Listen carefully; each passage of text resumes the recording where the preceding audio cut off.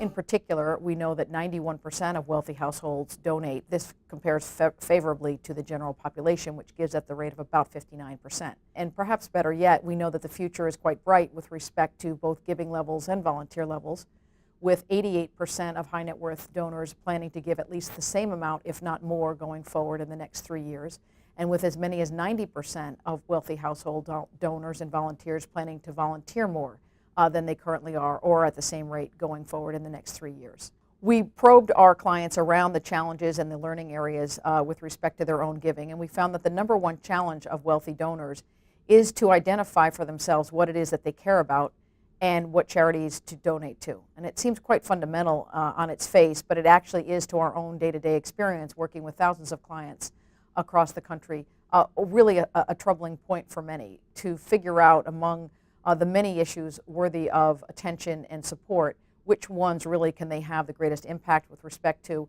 and how to go about finding their own intervention point with any given issue and to achieve the impact. We know that one of the key motivations for why wealthy donors give is indeed to have an impact, to make a difference. So it behooves clients then to better understand how they can best do that. And one of the primary ways to do that is to really understand what you care about and how you care about it. So if you've self-identified that education is the area that you'd like to focus on, then the second tier question becomes, well, how do you do that? What is your intervention point? Are you a systems person that's going to look at sort of broadly the educational system? Are you more of a one-on-one person that's going to perhaps look at teacher trainings or scholarship funds? Are you one that leans toward technology and brick and mortar projects such that you might help equip schools to be better facing the next century and so on? So again, you could give a like sum of money to a whole group of people who are like-minded in their interest in education, but they would all fund it differently because everyone perceives the world through their own lens, which is why, again, it is such an idiosyncratic and personal process. Well, one of the things that we know from our research, again, is that those who are more engaged with their giving, whether it's through direct volunteerism and immersion in the mission of the nonprofit, or who are more practiced in their philanthropy, and by that I mean they monitor the impact of their giving, they consult advisors about their giving, they structure their giving in a giving vehicle such as a donor advised fund or a private foundation.